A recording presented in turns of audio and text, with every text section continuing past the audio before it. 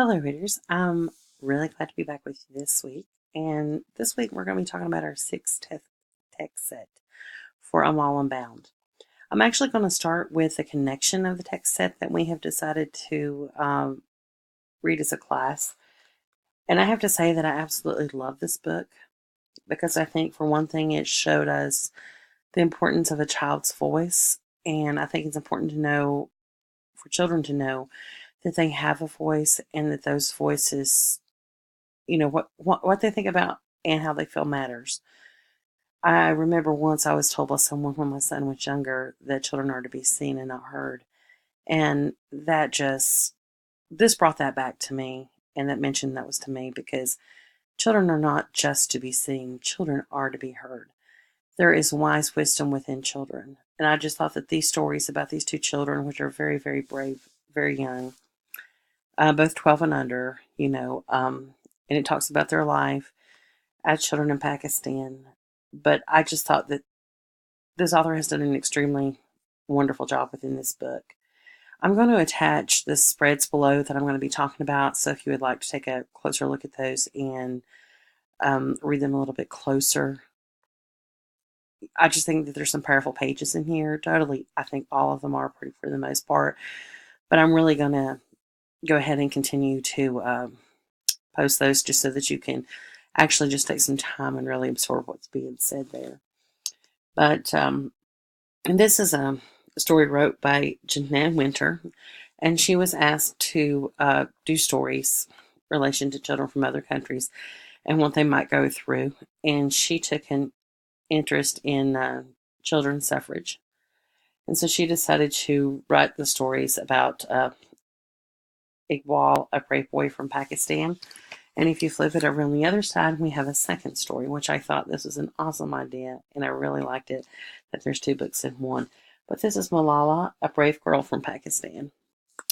And first of all, we're going to talk about Iqbal.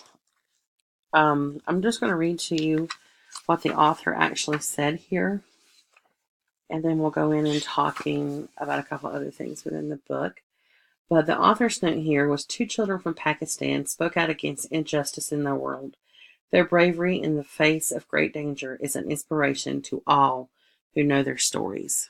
That right there just really spoke out to me because if a child can speak out, then we as adults need to learn how to speak out too, so we can learn much from the children and in their own suffrage. And this is about a 4-year-old boy who is sent to a textile factory to work at 4 years old. And of course, living here in the United States, it's sometimes hard to believe that these things actually still occur. And I have to say that it was really hard reading some of these stories and realizing that this is today's time period. This is not back just 30 years ago or 40 years ago, and it doesn't have an effect on today because it's very real today in a lot of countries. And I think these are great books to take into a classroom that can portray those different countries and the struggles that they do face. And I thought one of the most profound things that was written in the book is the quote that was put here, other than just the photograph. I love the photograph. But let us not pray to be sheltered from dangers, but to be fearless when facing them. And Rabindranath Tagore, I'm not sure that I pronounced that 100% correctly, but I just think that that's a beautiful quote, and I think that clearly states what these two children were clearly doing. And it's just wise for us to remember this as adults and to see the change that we can make in the world today and within social justice issues that we're facing today, and importance that one person can make and do. Right here, this is one of the pictures that really just touched me in this book. Jeanette is a graphic artist, and she just has done a wonderful job here. And this picture here shows Iqbal being chained to the loom because otherwise they was afraid that he would escape. And I can just imagine being a 4-year-old child who's taken into this room. And I put here, why mama, why? Why daddy, why? But yet they was trying to make sure that he was taken care of, that he had what he needed. So they were trying to raise him. Money was hard to come by, and oftentimes children in these categories, their parents would fall indebted to whoever's over them, and who they would have to go to borrow money if their crops didn't do well and such. And oftentimes they would take their children and make them indentured servants in servitude. And I just thought that this right here was such a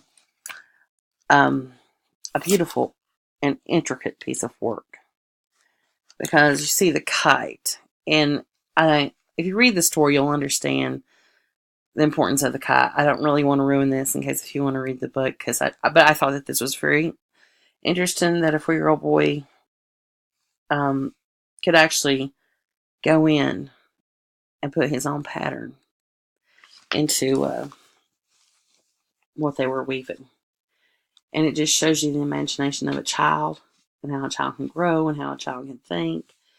And I'm just going to read this to you because I thought this was very important for this picture. But it says, tiny fingers can make intricate patterns so complex that the boss doesn't see Iqbal weaving his kite into a carpet section. His hands work while his mind soars. So by doing that, he was giving himself inspiration. He was giving himself hope. And to think that at that young of an age, he could even think about that. To me, that was just one of the most amazing things in this book.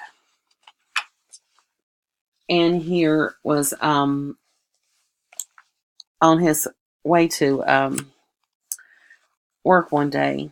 He seen this meeting going on, so he decided to stop in there and just check it out.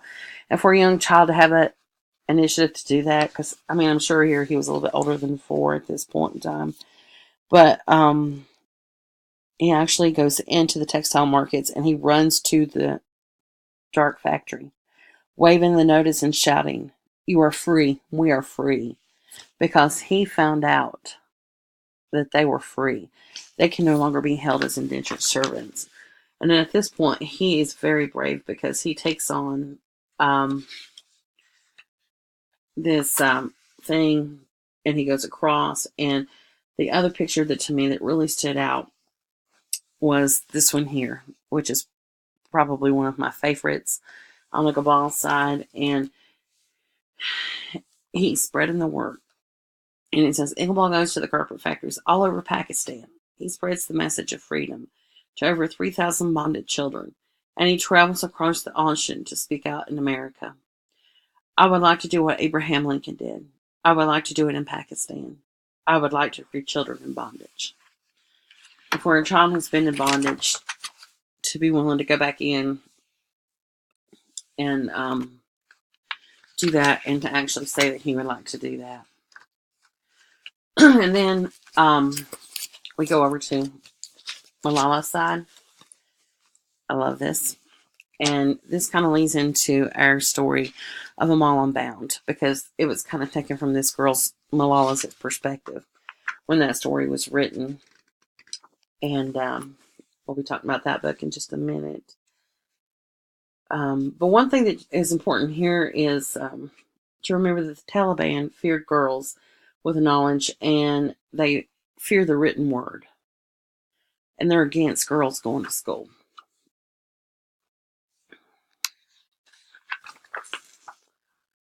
And a couple of pages here that was really important to me was this spread right here, in which Malala is a girl who isn't afraid. I will power myself with knowledge, she says. At a young age, she was 12, of course, but very young, but she knew that knowledge brought power. So did the Taliban, which is the reason why they fear the written word, and they fear what's being said in there. But for a young girl to come to this conclusion and to realize this was just such an amazing aspect, I thought. And then the fact here is that actually she was seeing school as a place of refuge. And I just thought of even our times here today that we're facing, where actually it's becoming even fearful to go to our own schools here in the United States a lot, because of the shootings and stuff that are happening. And they also faced being shot on their way to school for fear of what was going to happen in that education building. But how they found that that was a refuge for them, I thought was very interesting. And I really like this one here where she speaks up. And I just kind of wanted to read this page to you because it says, every day the Taliban broadcast their warnings. No school for girls, they say. But Malala is a brave girl who speaks out. I have the right of education. I have the right to play. I have the right to sing. I have the right to talk. I have the right to go to the market. I have the right to speak up. Even at a young age, she knew she had a right to speak up. And I just felt that's very, very powerful for someone in her position to be able to say that and to be able to speak out and to stand and to say that. So, and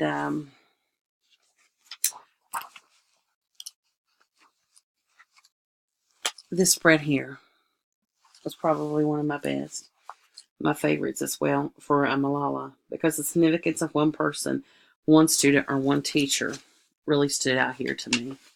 And on Malala's 16th birthday, before world leaders, she speaks out again, stronger than before. They thought that bullets would silence us, but they failed. One child, one teacher, one book, one pen can change the world. The world hears the voice of this brave girl from Pakistan and listens. That just shows us and tells us that one person can make a difference and just how much of a difference they can make. One child makes a difference, and a child's voice is just as important as anyone else.